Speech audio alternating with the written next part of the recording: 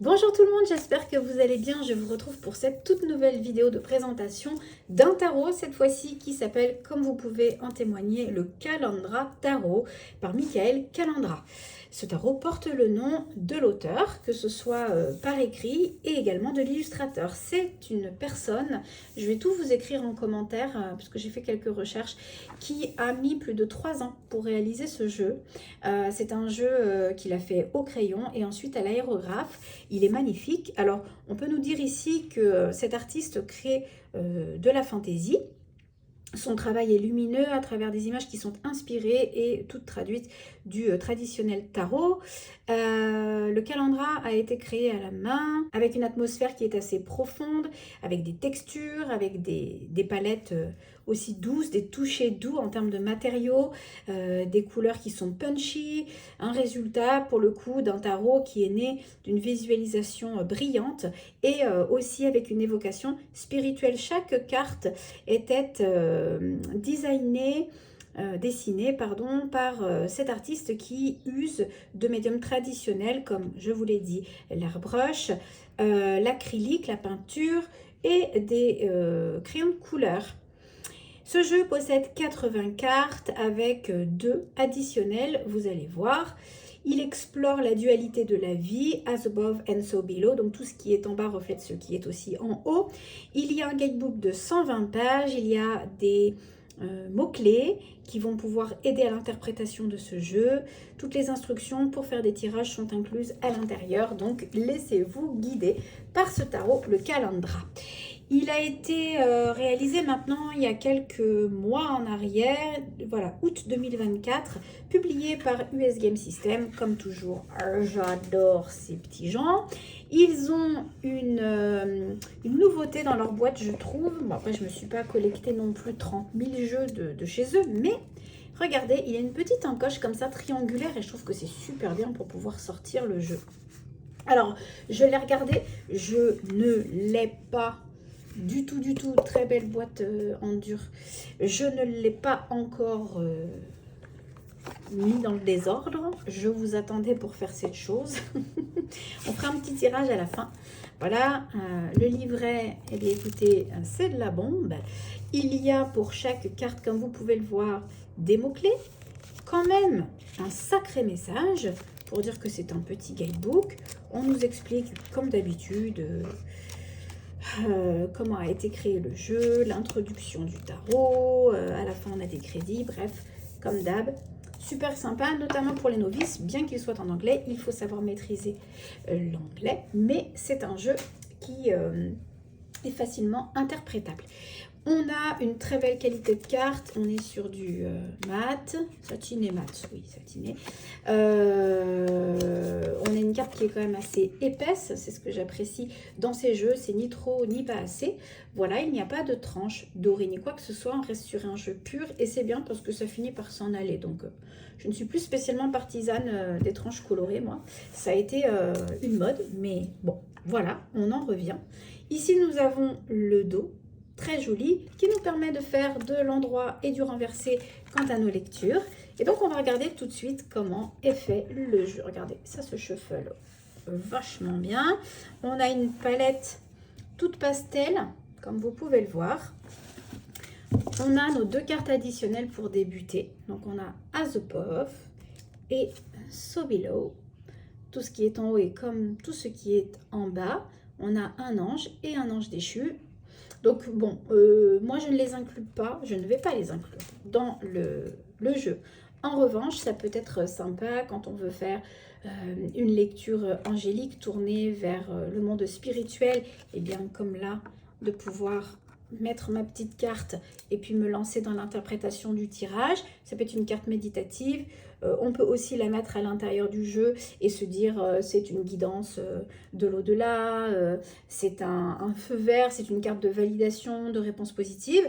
Et puis faire la même chose, je veux m'installer sur un travail de shadow work, je vais utiliser en méditation cette carte-ci, ou encore une fois, je vais la mettre en position négative à l'intérieur de mon jeu. Ça va me dire de faire attention, ça peut me mettre un avertissement sur mon chemin. Whatever, what you want, comme vous voulez. Ah ben écoutez, on va poser le jeu et on va le regarder carte par carte. Comme ça, vous pourrez en avoir toute la teneur. Alors, voici le fou. Regardez, on cible bien qu'il y ait eu de l'aérographe.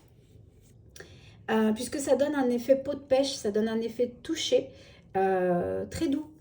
Lorsqu'on utilise cette technique, moi je ne l'ai jamais utilisée, mais ayant travaillé dans un magasin de beaux-arts pendant de nombreuses années, je connais parfaitement le revêtement.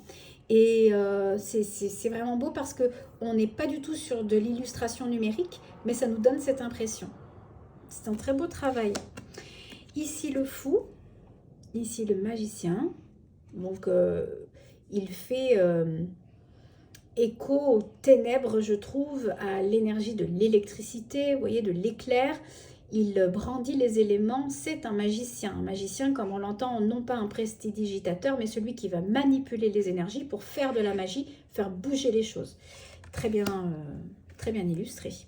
Ici, la grande prêtresse. On a autant la colonne sombre que la colonne dorée, plus claire. On a cet aspect, bien sûr, du livre Torah sur les genoux. Ici, nous avons l'impératrice. On retrouve aussi les planètes, on retrouve les signes astrologiques qu'on a dans le Rider-Waite ou même dans le Thoth, ici avec le bélier, pour l'empereur. Là, nous avons un hiérophante, donc très moderne aussi. Hein, on n'a pas quelque chose de relativement religieux. Au contraire, on a à la fois, je trouve, des personnages du quotidien, oui, des personnages fantasy, fantastiques, mais qu'on pourrait, pourquoi pas, trouver aussi sur notre chemin. On a un petit côté justice divine ici, je trouve. Dans les amoureux, on a ce joli couple qui est appelé dans le jardin d'Éden.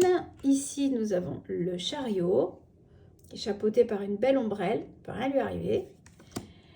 Ici, la force, donc on est sur un Rider-Waite avec la force en 8, très belle. L'ermite. On a un petit côté guerrier, sauvage, il se passe plein de trucs là hein, sur son chemin. Le pauvre, il n'est pas sorti d'affaires, mais à la lumière de sa connaissance, il va finir par trouver le chemin. C'est très intelligemment orchestré. Ici, la roue de fortune, on a un carrousel derrière, un manège. La justice, donc en position 11. Le pendu, avec une illustration qui est différente de la normale. Mais c'est vrai que c'est intelligent aussi ce côté du dénuement le plus absolu. Hein, de renverser son esprit. Théoriquement, on a des pensées qui sont froides. On a le sang-froid au cerveau aussi pour pouvoir analyser correctement une situation. Donc je trouve qu'à travers la mort qu'on anticipe dans la carte numéro 13, c'est pas mal. Il y a un petit côté aussi ancestral puisque le pendu dans le tarot de Marseille, j'en fais référence dans mon tarot thérapeutique, ma formation qui est disponible sur l'école. On a l'aspect du nouveau-né qui va naître avec la généalogie sur chaque pan de la carte, la lignée paternelle et maternelle. Donc il y a aussi quelque chose en rapport avec les ancêtres ici. La mort, avec le papillon sphinx, tête de mort. On a le renouvellement, hein, pour le coup, la transformation. Ici, la tempérance, avec l'équilibre de l'air et de l'eau. Le diable, qui est beau, malgré tout. Il peut être attractif, il peut nous tenter. La tour, avec toute cette électricité, une nouvelle fois, qui vient s'emparer du corps de ces personnes.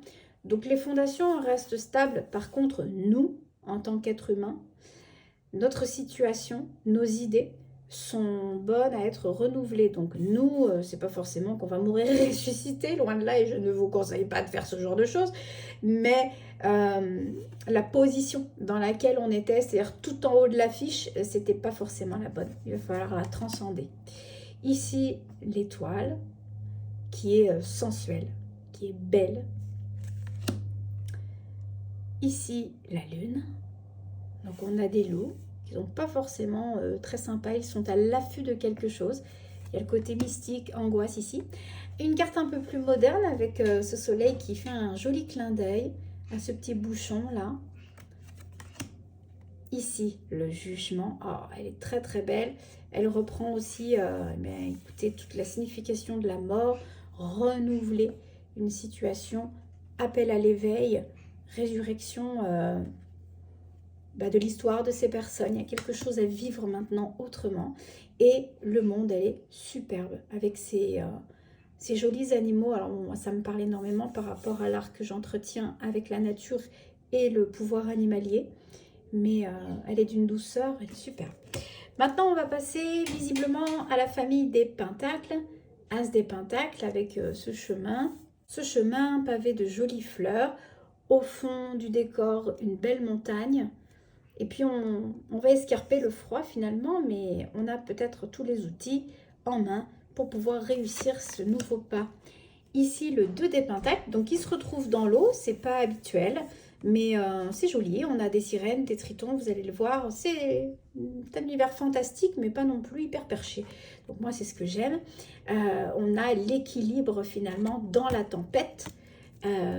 Oui, au fond, théoriquement, de cette carte, on a la mer avec un bateau. Là, on est carrément en pleine mer. Donc, dans la tempête, on arrive à jongler avec ce qu'on possède comme bagage, comme force, comme acquis. Le 3 des pentacles, on a l'énergie de la construction, tous ensemble, d'apprentissage, ici de formation. Le 4 des pentacles qui est l'objet de la boîte, vous l'avez vu. Le 5 des pentacles, là on a un sentiment de solitude qui est très visible. Le 6 des pentacles avec l'échange. Ce qui est bien, c'est qu'on a ce côté froid, presque de la pauvreté.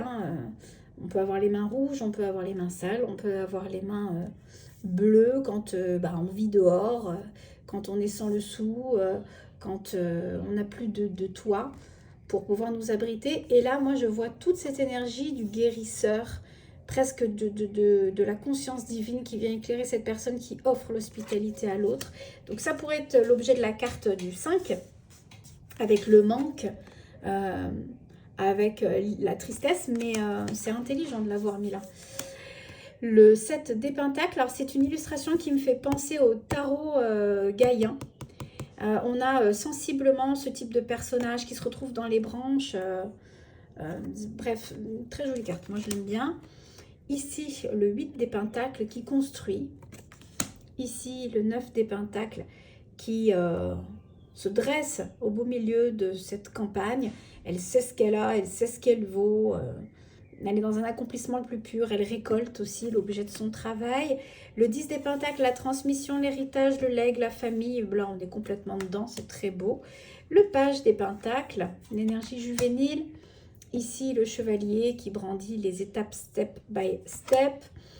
Très, très belle reine des pentacles avec beaucoup d'assurance, de sécurité. Et son conjoint, bien en chair, qui maîtrise la situation et surtout qui est le chef, le roi de son patrimoine.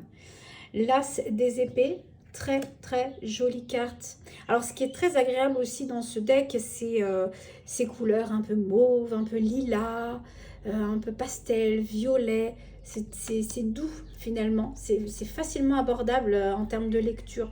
Des fois, ce sont les couleurs vives, criardes, qui nous permettent d'avoir des messages, mais tout en douceur, quelquefois, ça apporte de la saveur à notre tirage. Voilà. Le 2 d'épée, avec cette pousse de fleurs là qui rejaillit un peu de nulle part, il y a les prémices de nouvelles idées, malgré qu'on se sente peut-être à la merci de quelque chose, d'une situation, d'un choix ou dans une impasse. Ici, le 3 d'épée avec la souffrance du cœur. Là, on sent que c'est comme des coups de poignard qu'on vient de recevoir dans le cœur. Le 4 des épées est magnifique. On a cette idée de se reposer, de prendre le temps de ralentir, d'apprécier aussi ces moments de méditation, de recueillement. Le 5 d'épée, avec les tumultes, le conflit quand même, on est en guerre sur un champ de bataille. Le 6, partir. Le 7, fuir. C'est très très joliment illustré. Bravo. Le 8 des épées, les croyances limitantes. Le 9, les cauchemars, le tiraillement. Même pour un jeune, un jeune, bon, pas 14 ans, mais 17, 18 ans, c'est un très très beau jeu pour apprendre le tarot. Le 10 d'épée avec la fin, très beau page, déterminé, encore plus avec ce chevalier qui sait ce qu'il dit, qui sait ce qu'il vaut, qui montre son avis. Une belle reine qui possède le pouvoir entre ses mains, le pouvoir de l'esprit. Et lui, il est un peu plus en douceur avec ses morphos là, ces jolis papillons de nuit. On a l'as des bâtons avec la construction, hein. Il y a l'élan de la carrière, du bâtisseur dans toutes ces cartes-là et on le ressent bien, je trouve. Le 2, le 3, les perspectives. Le 4, l'engagement, on est tellement heureux de sceller ces accords. Le 5, avec l'éparpillement, le conflit, hein. On a des choses à dire, puis c'est pas forcément explicite, c'est pas forcément bien entendu. Le 6 de la victoire, on ressent l'énergie d'avoir vaincu. Le 7 avec la défense, la rapidité, très intelligent d'avoir mis des hirondelles parce que ces oiseaux apportent le printemps et donc de bonnes nouvelles, des nouvelles en tout cas. On sait que là, des échanges vont être au goût du jour. Le 9 des bâtons, résistance, ici je croule sous le poids que on dirait un des figurants dans le clip de Michael Jackson, Thriller, hein. Le page, ici, le chevalier, ça brandit une énergie folle ici, de fougue. Ici, l'entrepreneuse absolue et la détermination de son conjoint. L'as de coupe, on va terminer par cette jolie famille. Le 2 avec la joie. Le 3, la célébration. On a des femmes qui dansent, il y a l'esprit de sororité ici. Le 4 de coupe, bon, je m'ennuie. J'ai beau avoir plein de choses, tout ce qu'il faut pour me rassasier, des personnes qui me proposent de nouveaux élixirs, je m'en fous complètement. Je ne suis pas satisfaite. Ici, le 5, avec une forme de deuil. Et puis d'être reclus aussi. Exclu. Le 6 de coupe, l'enfance, les souvenirs, la candeur, c'est beau. On pourrait s'y retrouver là dans notre plus tendre enfance. Le 7 avec les choix. Le 8 de coupe, très très joliment illustré, c'est beau. Il a un talent. Le 9. Le 10 avec la famille, le foyer, la joie d'être ensemble. Le page de coupe. Le chevalier. Et on termine par le couple de l'eau, des coupes, la reine et le roi. Il y a différents âges, différentes couleurs de peau. Magnifique jeu. Je vais mélanger. Je vais essayer de se faire un petit tirage. Alors moi, je ne vais pas utiliser Azobov Sobilo. Je vais les laisser là. Vous avez compris comment vous pouviez utiliser ces deux cartes. On va aller se faire juste une petite question. Je vous invite à réfléchir à une petite question personnalisée, le temps que je brasse le jeu. Et puis on va regarder une petite synthèse. On va s'en prendre 3, pourquoi pas 2 et 3. Alors, qu'est-ce qu'on a? On a une situation reliée apparemment à une difficulté financière pour la plupart. Le financier, ça occupe bien sûr énormément l'esprit des personnes qui cherchent une consultation parce qu'on vit dans un monde très difficile, parce qu'il est compliqué de trouver du travail, en tout cas qui puisse nous plaire, d'être choyé par nos patrons. C'est aussi une difficulté par rapport aux charges que l'on a au-dessus de notre tête. Et pour le coup, je ressens dans ce tirage et cette réponse, qui potentiellement vous parle ou pas, c'est un tirage général et en même temps on fait un exercice de regard sur ce jeu. Mais on a des difficultés financières qui nous ont plombé, on le sent. On est sur un redémarrage avec 2 pages, 2 énergies juvéniles, donc être fragile, être encore très très peu assuré au niveau de ce que l'on possède, avoir envie de se sortir d'une situation compromettante visiblement, et tout ça, ça passe par la justice. Alors je vais quand même recouvrir parce que j'ai envie d'en savoir un peu plus, mais pour moi il est question dans votre interrogation de savoir si vous allez réussir à gagner la partie, avoir ce poste, potentiellement retrouver l'argent qu'on vous a volé?